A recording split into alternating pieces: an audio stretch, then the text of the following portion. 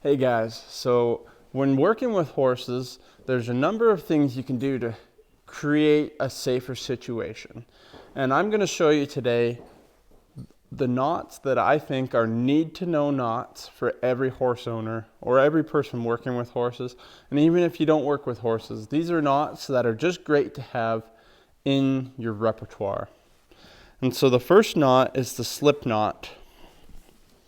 And this is the one I use most of the time.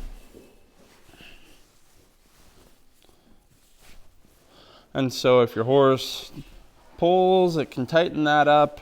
Sometimes it can get really hard to undo if they tighten it up too much from pulling back or something. But then you can just come in, undo your knot, grab your horse, and you're good for your next thing.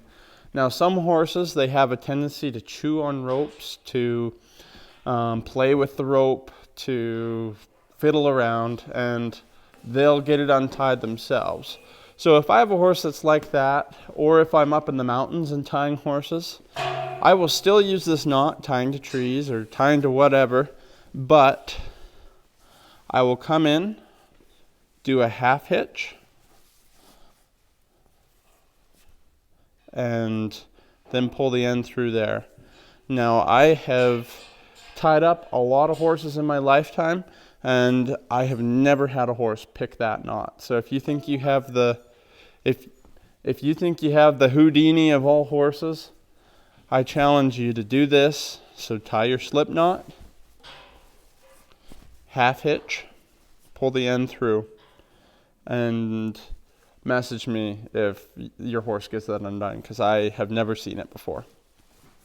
The next knot I'm going to show you is called the bowline. And so a bowline or bowline, however you want to pronounce it, the purpose of this knot can be used for many different areas, but it's a knot that doesn't slide. So I'll come in, tie it. So if you go out and catch your horse around the neck, you can put that around your horse's neck. You could even tie them up with it, and it'll never slide closed. And so this knot is just very good for that. And then no matter how tight it gets pulled, it's always got an easy way to undo it. You just slide that, and then it's worked loose and easy to undo.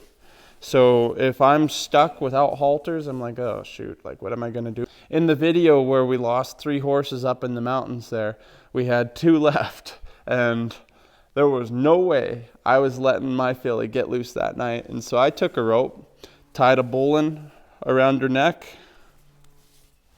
tied her up by her halter and by a second rope, just to be extra safe. And so to tie this knot, you take one side, you create a loop, and then you go through your loop. You can go either way, up or down, but so you go through your loop, and what you got to watch for now, okay, so if you're down here, which side goes on top on that circle? It's this side, so we have to go over this rope and then back out where we went down. And that's it. So I'll do it again, I'll do it the other way. If you went from the bottom, so now this is coming up to the top. Which one is the opposite of it? Which one's on the bottom? That one. So then you have to go around that one and back down. Same knot. That is the bowline. Next, when putting a halter on a horse, this will be the true test. Luke, one of my new interns, went out and caught this mare, and we'll see if he tied the halter on correctly. Because a lot of people make this simple mistake.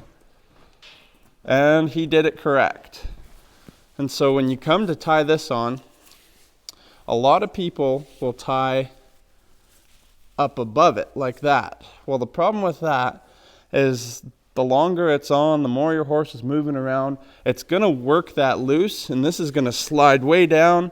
And have you ever seen horses with rope halter on their nose like that? That is quite often from that. Now it can happen like this to where it gets loose like that, and it's just because they didn't put the halter on very good. But you always have this loop going up and around, come down, and you want to tie below that loop. Just keep that in mind. Go through there. And so if you want to know the technical name for that knot, that is called a sheet bend. Very good knot. This knot can be used when using a rope for tying hobbles. I quite like it. So if you have a bridle with Makati reins on, now Makati reins can go on a snaffle, can go on a bowline. You don't want to tie up by this, especially if you have it on a snaffle, because it'll tear your slobber straps or your bridle. I've broken a lot of bridles because it was tied by one rein or whatever. If you're going to be putting any sort of solid pressure on Makati reins, you need to bring your rope, bring it up right behind their ears. So here's your reins, bring it up right by their ears, pull the slack out, not super tight, but just so it's snug. And then with your end here, you're going to come and loop that over their head. So now you got this here. Now come and grab that so that you're grabbing all of the ropes that are under there, and take your tie rope and just half hitch around it.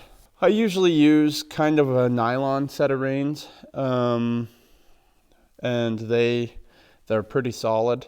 But now if you tie up by this, or you lead and you dally, whatever, like if this horse hangs back, it is not pulling on your bridle, your rigging here.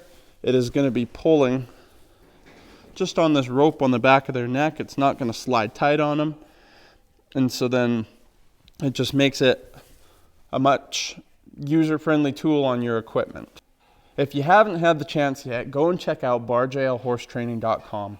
In our membership area there, we have lots of exclusive horse training content, including our extended versions of the Charger series and our horse training series, so that you can learn where to start with the foundation. Thanks, guys. Good luck with your knots. Take care.